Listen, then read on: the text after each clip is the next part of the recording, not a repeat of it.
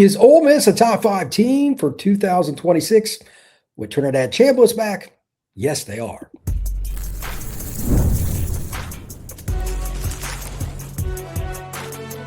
You are Locked On College Crossover, part of the Locked On Podcast Network.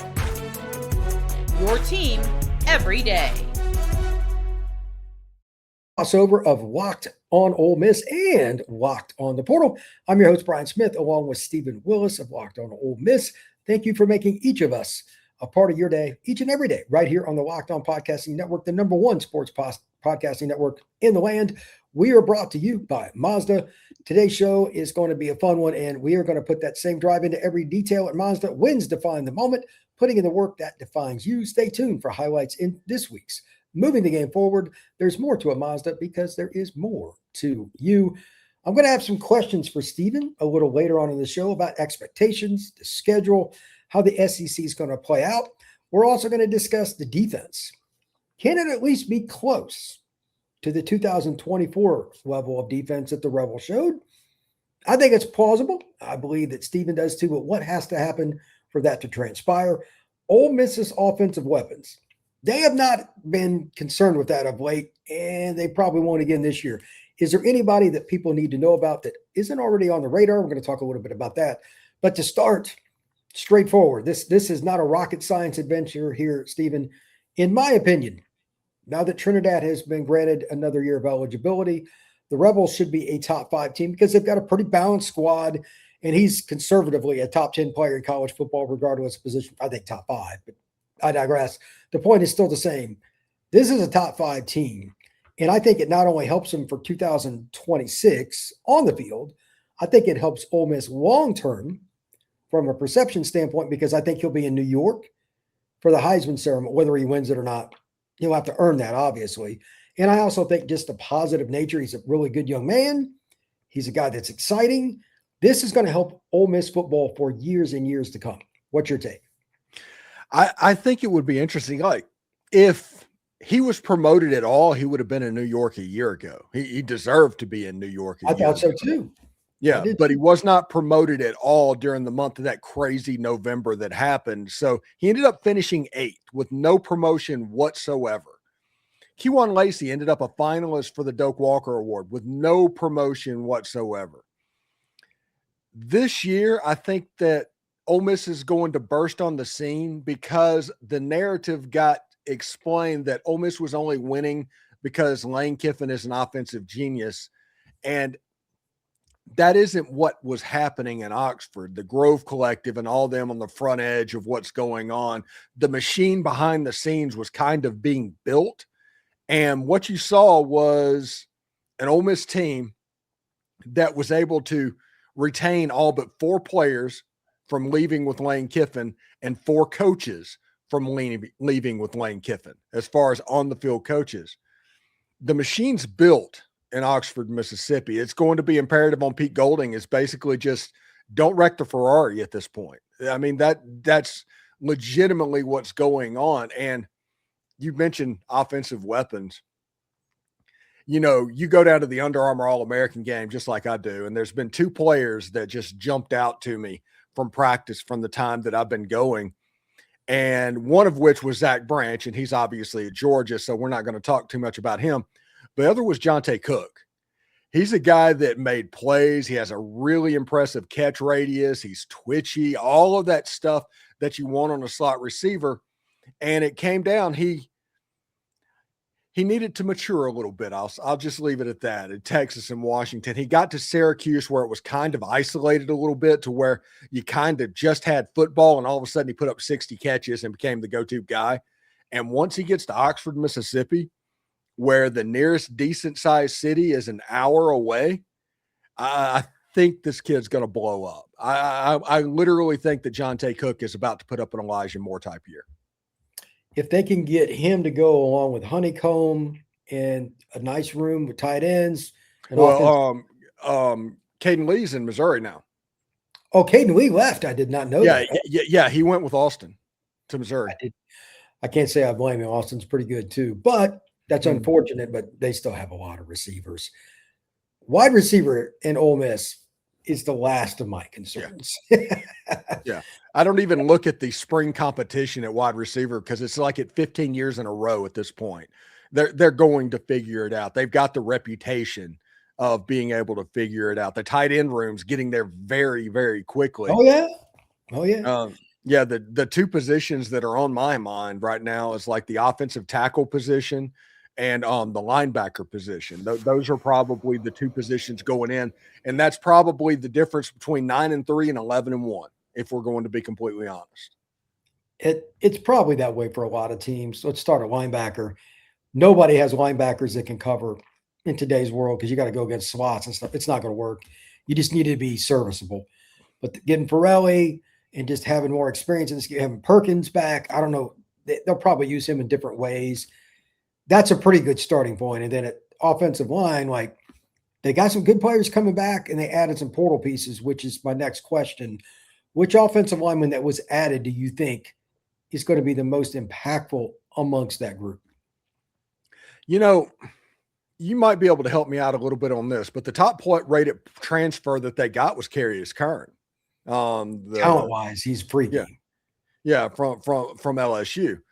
But everybody that I've talked to said that Tommy Kinsler is getting ready. He's getting ready to go. The light's going to come on with this guy. He has the ability to do it.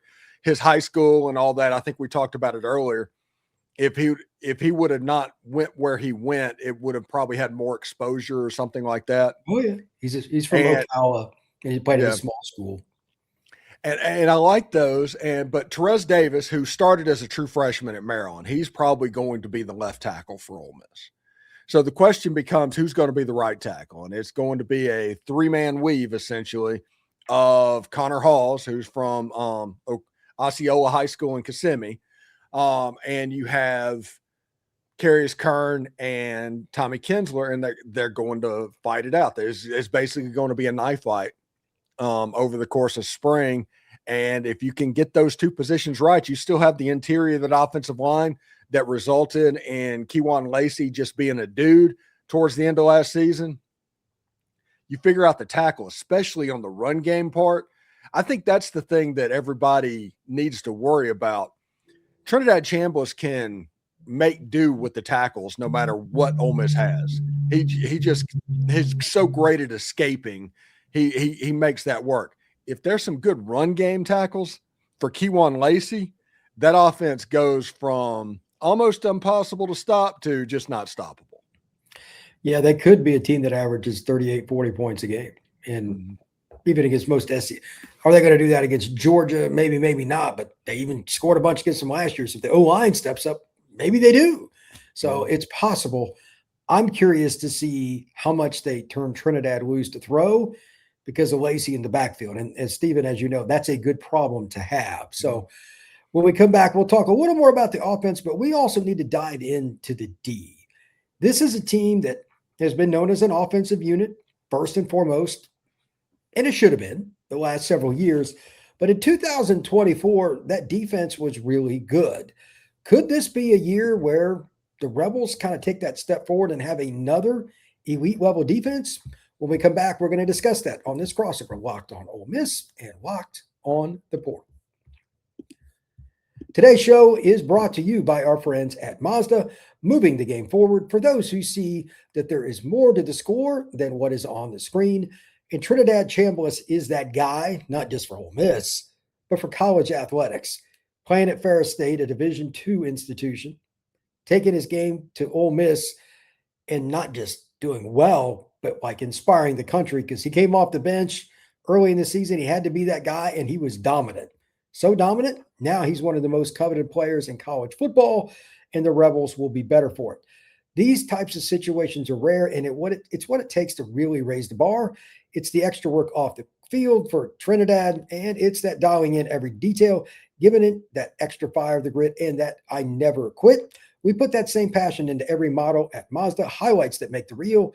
What it took to get there makes it count. There's more to a Mazda because there is more to you. We are also brought to you by our friends over at FanDuel. Ever wanted to take in the NBA Finals in person, live? FanDuel is giving you that opportunity. live out that dream with the NBA sweepstakes. Here's how the sweepstakes work. Use your profit boost in the FanDuel app with any NBA future, and you'll automatically be entered to win an NBA Finals trip for 2 flights, tickets, the whole shebang with FanDuel. So if you've got an idea who you want to pick to win it, this is your time. Cash your opportunity with FanDuel. Visit FanDuel.com to get started. Use your profit boost on NBA future to get entered into the chance to win an NBA Finals trip. Play your game with FanDuel, the official sports betting partner of the NBA. If you want to take your game to the next level with Locked On Ole Miss or the portal down below, the Everydayer Club. In my opinion, the best part, if you're an audio guy like me, you're on the go, $5 a month or $50 for the year. No ads with your audio. And there is a Discord and more. Just check it out down below. Locked On has got you covered with the Everydayer Club. Stephen, the offense, I think, is pretty clear. It's going to be really, really good. We know that. But besides Kiwan Lacy, besides Trinidad, they've got good players up front, tight end room, etc. They got balance. Is there anybody, though, that maybe somebody doesn't know about? If you want to add one more piece, is there an up-and-comer, a sophomore, anything like that? Who's the newbie that not just Ole Miss fans, but college fans need to know about? If you're talking about the offense, it's likely Caleb Cunningham, who we've been waiting to go. He waited until the summer to enroll in college, and we all know that if you're in college and you forgave the spring system, you're going to be behind the 8 ball once the football season starts. Well, that's not going to be a problem going into this one, and he's probably likely going to get reps. He is probably that A.J. Brown type, that Jonathan Mingo, that typical Ole Miss big wide receiver that's going to line up on the outside. He's going to carry that role, but there's other pieces. I mean, whenever you've got Daryl Gill, who's the speed demon from Syracuse, Jahontae Cook, and don't forget about Deuce Alexander coming back to Ole Miss as well.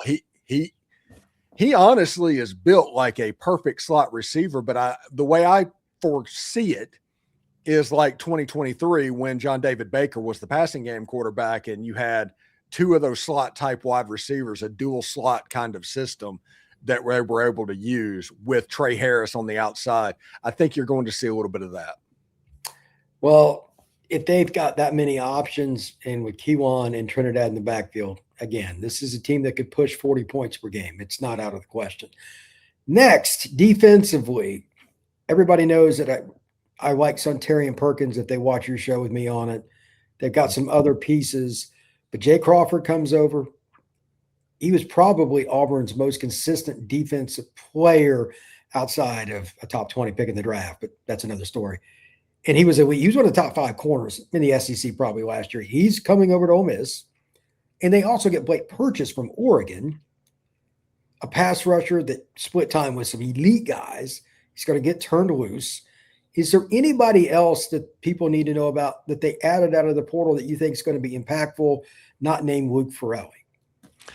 Edwin Joseph, and that's a guy that you probably are familiar with. Ole Miss had problem at safety last year. They could not play man coverage because if the other team figured out you were in man, they could pick you apart.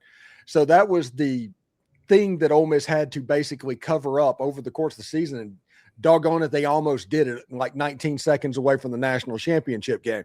But Edwin Joseph is that free safety, that ball hawking guy that you can line back. You can put him back at the edge of the defense, and he can kind of turn the other team over, because turnovers were a problem a year ago for Ole Miss because you weren't playing man coverage. And because of that, you had to rush 3 from time to time, which meant the quarterback had more time to throw the football, and everything was disadvantaged over the course of the season. They're going to try and speed him up next year. And you want ball hawks back there. You get Jay Crawford, you get Edwin Joseph, you get Janelle Aguero, you get Shahif Denson back there on the back end of the defense. You have Antonio Kite coming back, who was the bar none #1 cover player for Ole Miss. Now he's going to have to fight to get on the field. Whenever that happens, all of a sudden you can turn loose that front 7, and whenever they get going, it can get nasty. I think Suntarian Perkins will have a big year rushing the passer. I'm curious how much Pete and his staff will decide to really send Perkins down in the box and just get after it, and how much he drops. I mean, he drops in coverage some, but if they're going to play more man, I think I would send him towards the line of scrimmage far more often. I'm curious to see what they do. And then our guy, William Eccles, we've talked about him for a long time, interior guy. I mean, they Cam on the edge. Like, they've got some guys. Is there anybody else up front besides Blake Purchase that I mentioned, though, that they're adding, or anybody else kind of coming up the ranks? Makai Boro, I think that's the kid from Florida, the big nose. Yeah. He is a like-for-like transfer for Xavion Harris, just a massive person in the middle. And you had Jaheim Otis. He's a similar type player who was really successful his last time with Pete Golding as the defensive coordinator. More depth on the front line means you can rotate a little bit more, mean that you don't wear out as quickly as you did a year ago.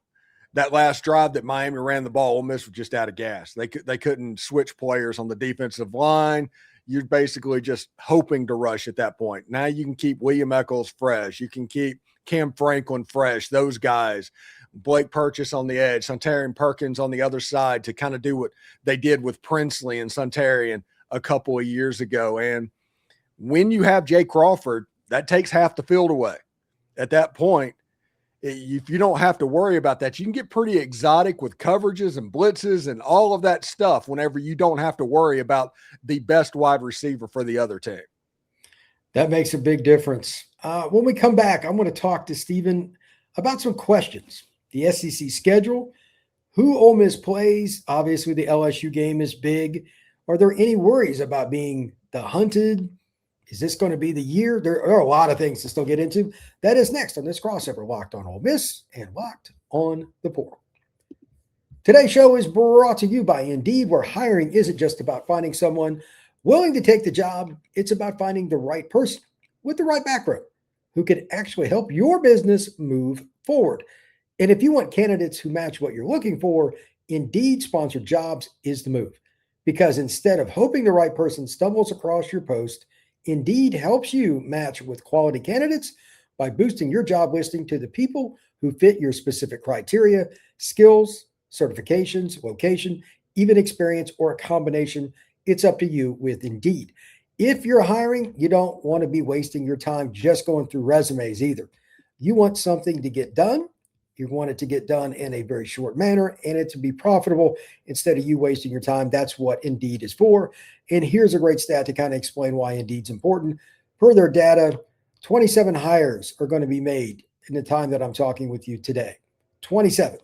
Listeners of this show will get a $75 sponsored job credit to help your job get the premium status it deserves at Indeed.com/podcast. Again, Indeed.com/podcast.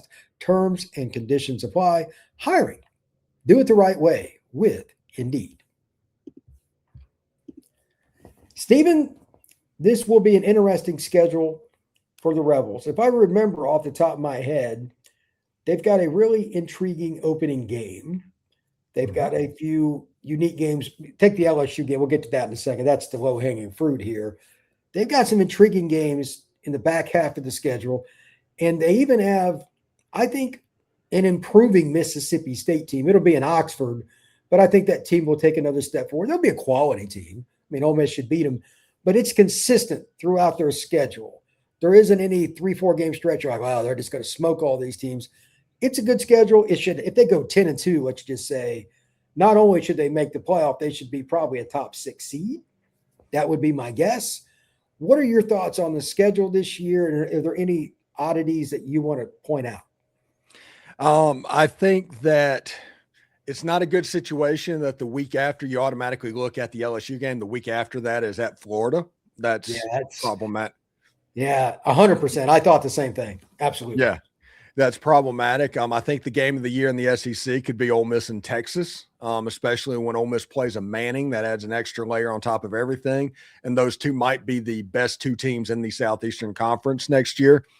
You have Georgia. Georgia hasn't beaten Ole Miss, or Kirby Smart hasn't beaten Ole Miss anywhere but Sanford Stadium in Athens in his career. He has a losing record against Ole Miss as he goes. That's going to be a game. It's in Oxford this year.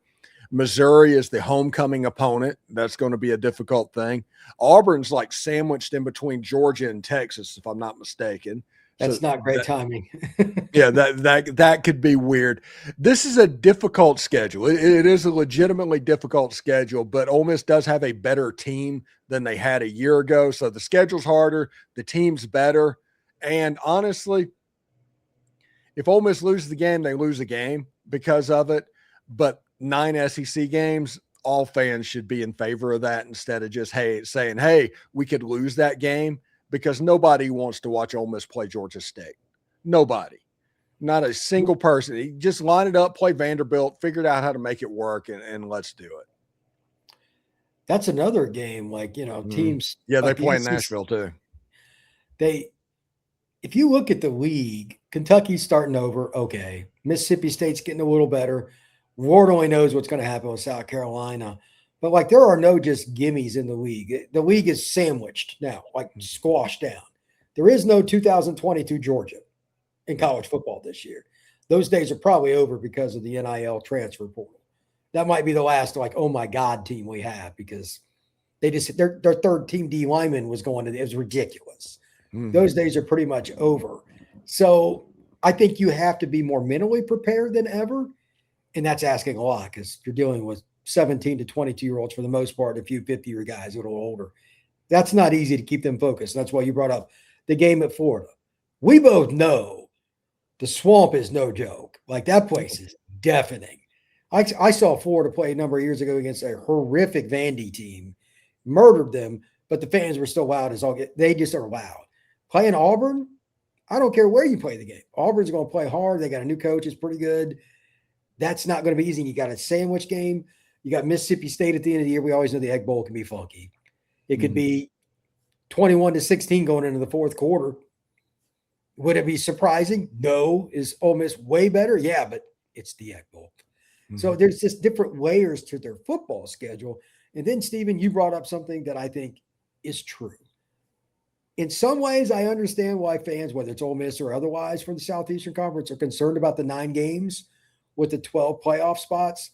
This is year one of really trying to understand, because last year's playoff was goofy. The whole Duke thing with the ACC. There were a million different weirdo things that happened last year. That probably won't happen again this year. Let's hope. Let's make it more simple. That would be great for all of us. And secondarily, I'm curious if they do kind of like with Bama. I didn't think they should have got in because they were so inconsistent last year, but I understood. If you play a decent schedule like Ole Miss and they're 9-3 with a bunch of really close losses, they should get in, and it could be another SEC school too. Just my opinion. What do you think the SEC or the Big, those two conferences, 9-3 is different? It just is. They're harder. Do you think that'll be more the norm, or do you think that's an outlier? I do think that we are about to get into the era of the 9-3 team making the playoffs, especially once this thing gets to 24 teams, because that's going to happen at some point. They're going to do it, and they're going to get rid of the bowls and the opt-out and all that stuff. Again, that benefits the fans whenever realistic and real games are happening.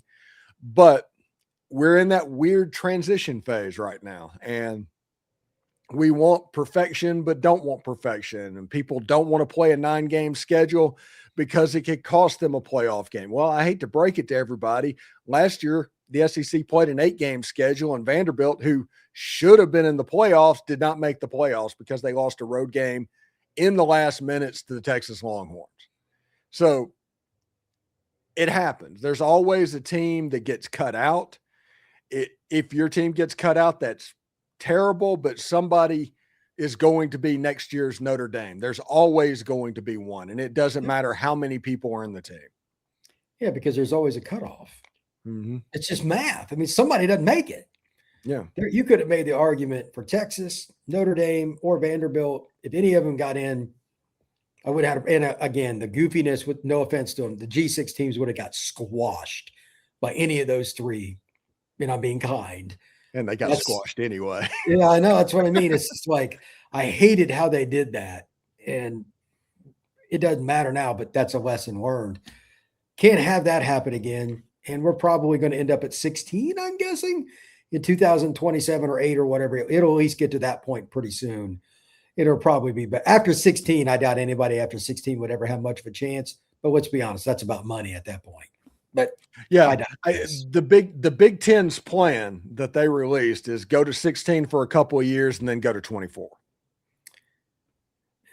And what you're seeing, in my opinion, what's going on is some of these smaller bowls are going away.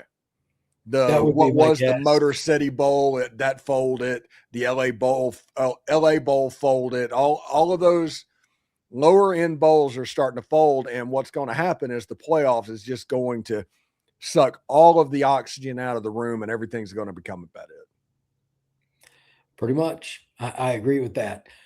Besides Texas, Georgia, and Ole Miss, I think most people will pick one of those three to win the league. Is there anybody else that you think has a really good shot, whether it's Oklahoma, Texas A&M, LSU, even like if Aguilar gets the nod at Tennessee, it's not out of the question. He did lead the league in passing in the regular season. Who is the wild card in the SEC next year? Probably a healthy Mateer Oklahoma would be the wild card next year, because he never was healthy. Even the playoffs, he wasn't exactly quite right. And I'd like to see what it looks like with him being completely healthy. Even whenever they play the lifelong rivals, that is the Ole Miss Rebels. That's another big game for Ole Miss this season in Norman. But I am curious to see what it would look like with John Mateer at quarterback. I think he is the guy. He's the team to fear. Their defense is nasty. I mean, they got they got the Bowen brothers back. They got multiple D linemen back that are really important. That will not be a fun team to play when you have the ball. That I can assure you. Mateer, from what I was told, got hurt in the Auburn game, which was like game 3 for them. And of course, they never put it on the injury report. Name a coach that you know that gives an accurate injury report on their quarterback. There aren't any. No. And Oklahoma was no different. And he didn't run as much. He had a bum knee. It was never reported. Got a sprained knee or some crap like that. But if he's healthy and they can just add like 3-4 more points per game, they will be a very difficult out because the defense will be top 10, almost guaranteed. That Venables is a lot of things, and one of them is elite defense coordinator. There's no doubt about it. He's very, very good at that. Stephen, please tell everybody where they can find your work. Head on over to YouTube to the Locked On Ole Miss podcast. We are there. You can join us on the Everydayers Club. Sign up for that at lockedonolemist.supercast.com. We have Corey Burton doing an anatomy of play, doing kind of the coaches breakdown of what's going on. You've got Mike Huseman talking about transfer portal, coaching search, and you have Dalen Flowers reporting on the goings on around campus on top of what we do at Locked On Ole Miss. So you can check that out as well. Appreciate it, Stephen. You can find the Portal Podcast all the same places that you find Locked On Ole Miss: YouTube, Spotify, Apple, Podbean, and everywhere else. This has been a crossover, Locked On Ole Miss and Locked On the Portal.